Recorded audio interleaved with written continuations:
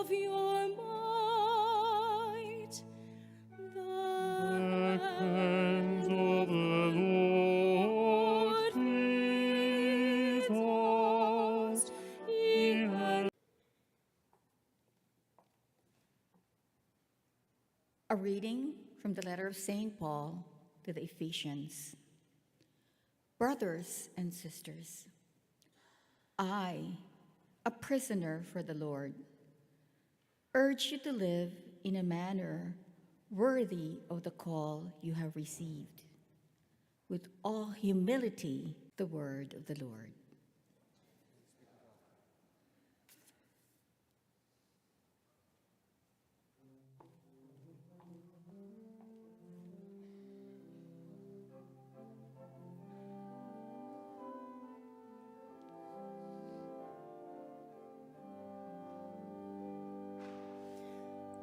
Alleluia, alleluia, alleluia.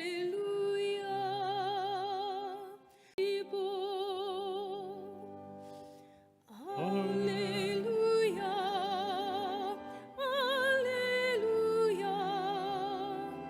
alleluia.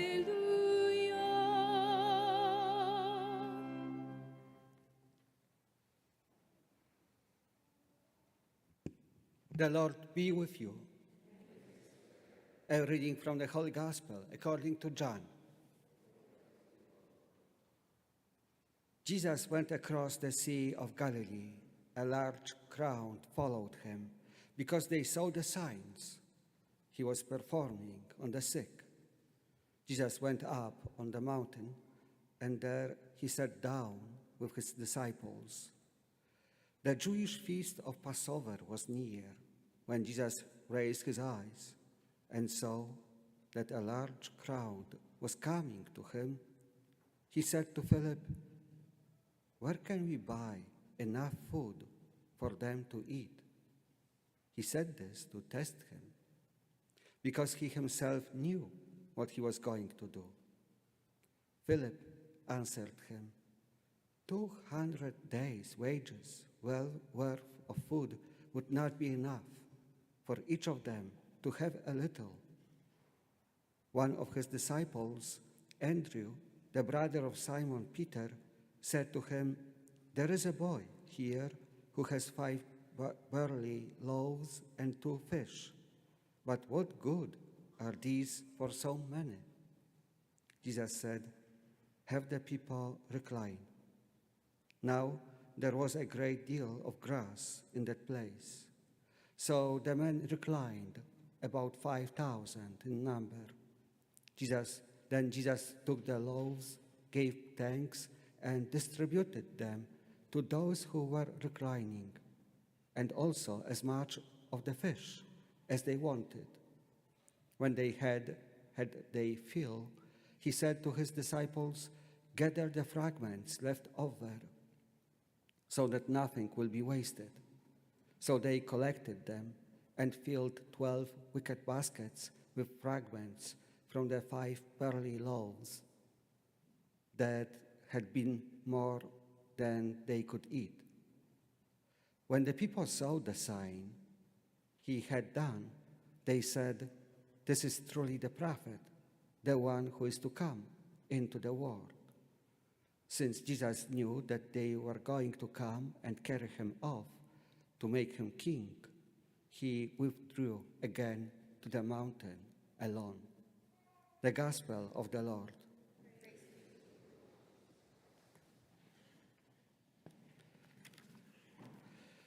Many things probably happened since the last Sunday, but I still hope that we remember what Jesus said last week, that he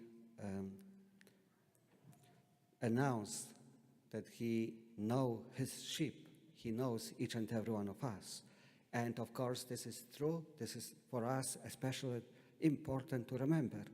He does know us by name. For us, it's different. I can talk about myself. It's difficult to remember all the names, but he does know us well. The only question that remains is, do we know ourselves? Do we know where we came from and where we are going?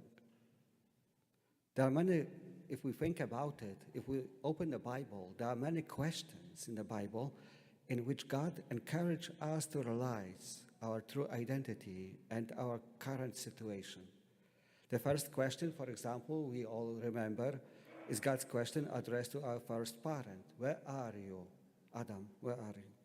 Or another question, the angel's question to Jacob. What is your name? Maybe we remember the answer. After a long, long fight, he said to the angel, I'm a deceiver. This is my true identity. This is who I am.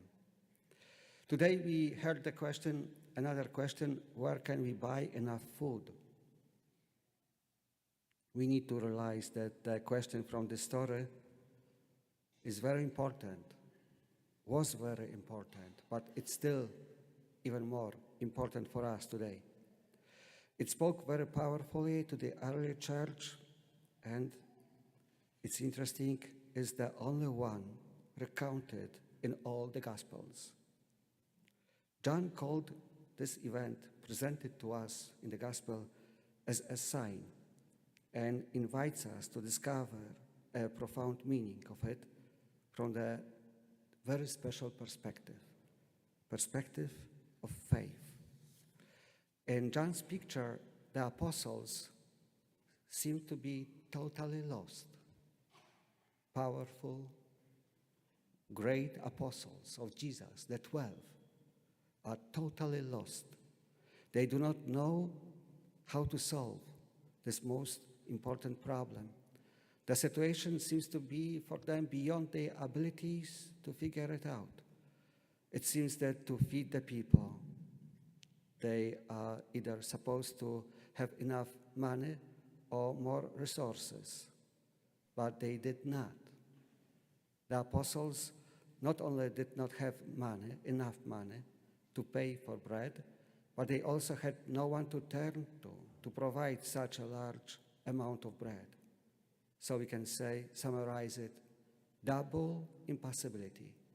Situation without remedy. It seems that there is nothing, literally nothing, they can do about it. If we look around today, we can come to the conclusion that today we are not different. We are not in different situation. People all around hunger for many things. I just came a few days ago from Europe, from Poland, and it seems exactly the same. People are hungry for freedom, for justice, peace, truth, and they are hungry for understanding. So what can we do? Why the gospel is talking about it? What can we do in these kinds of situations that seems to be hopeless? What can we do, especially when natural reason and obvious facts seems to say that nothing can be done to heal our broken hearts, broken families, and relationships? The answer to this question can be found in the gospel. And this is the reason that it is proclaimed today in the whole Catholic Church. And this is the reason that just before the gospel, we all sang Alleluia, which means let us rejoice, because there is the answer. The Christ himself founded the church to the importance of the saints, to the real miracle of the Eucharist. I knew I had to make a choice. The same is about us, dear brothers and sisters. We have to make a choice. As believers, as followers of Christ, we have so many opportunities daily to experience that this is